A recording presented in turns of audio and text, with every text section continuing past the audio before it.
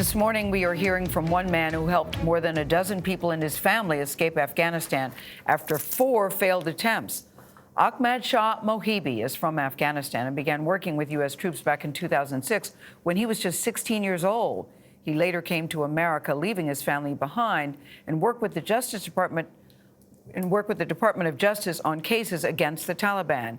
He was worried that the Taliban would target his family, and with good reason. But last week, he was able to help many of them escape, and now he's working to get another 240 people out. We recorded his first Skype reunion with his sister-in-law once she was evacuated from Afghanistan. I left everything. I left my home. I left my mother, which was very beloved to me. My mother's left here. My sister, my nephews. It's very harmful situation. Did you see the Taliban? Yeah, we saw the Taliban. We all was afraid of Taliban, and our kids were afraid a lot. Every night there were gunshots. When we escaped, there was a bad memory of myself that my child lost shoes in the way. They were nothing to wear in his feet. It's very important that we are safe now. Thanks from the U.S. military for saving our life. Ahmad Shah Mohibi joins us now. Good morning to you, Ahmad. It must have been wonderful to be able to see your sister-in-law safe and sound. But I know your family had to go through several attempts, several tries to get out. How did they finally make it out of there? Well, thank you. Glad to be here. Through the back channels and through the great service women and men in the military, to great friends that contacted me and offered their help. That was the way. We had to go to our own channels to get them into the airport. Any efforts, the 4 attempts we did through the State Department and DoD, it failed, and it was totally a disaster and chaos how my family went to the airport and they couldn't get inside.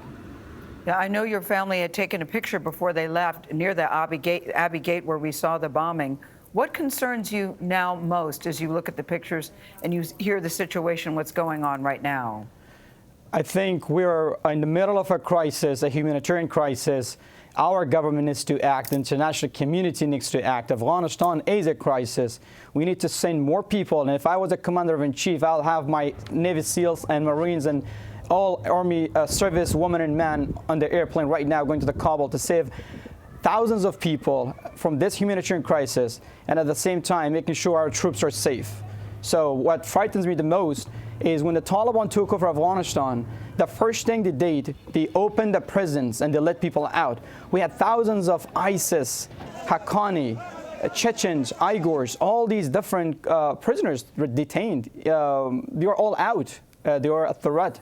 And there are radical and more extremist Taliban that did not want peace, they don't want anything else.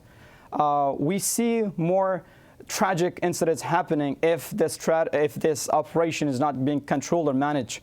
We need a better strategy, and we need better plan of action. This whole thing should have been placed in a long time ago, months ago, and still we have time to save more people. We do have time because it doesn't look like more troops are going to be sent in. Do you think it's possible to get everybody out that needs to get out by the 31st?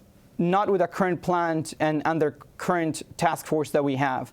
If my family, with all the contacts I have, cannot get into the airport in 4 days or 5 days, and imagine how other people will get in. That's how myself and other former and active service women and men, we started our back channel to help get in people to the airport. To this date, we have about 72 people inside the airport.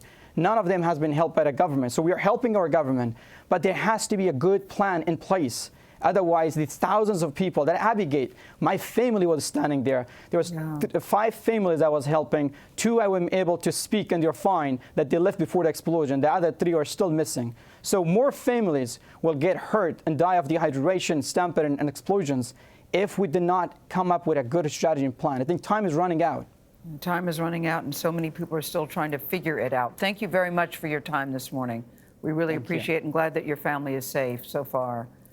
If you would like to help refugees from Afghanistan, we do have a list of resources posted on our social media channels for you to take a look at.